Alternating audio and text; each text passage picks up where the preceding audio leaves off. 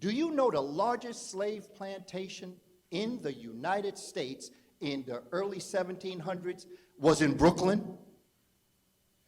Do you know New York had enslavement? Do you know that the enslavement of people existed in all 13 colonies at one time? See, we get the impression that enslavement only existed in the South.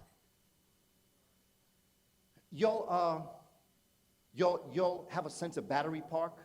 See, because you're in New Jersey, so you can see Battery Park, the southern part of Manhattan. They used to bring the ships from the Caribbean, and they would come up into Battery Park, which is right down there by the South Ferry. You know, where you take the ferry to Staten Island?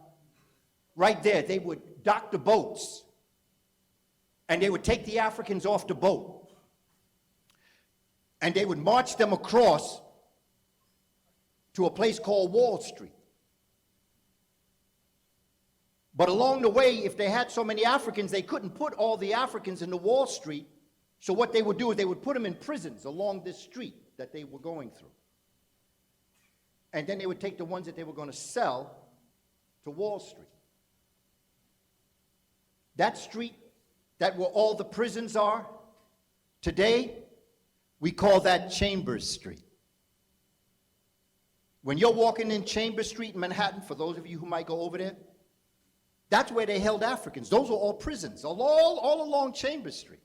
And then they would bring Africans, and there are prisons under Wall Street, you know.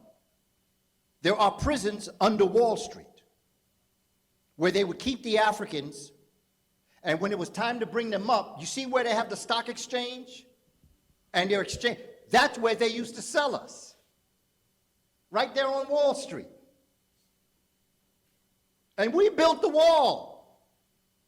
The Dutch. Now you hear, what do they sell? What do they trade on Wall Street? Stocks and bonds. Where did that word come from? Stocks and bonds. Livestock in bondage.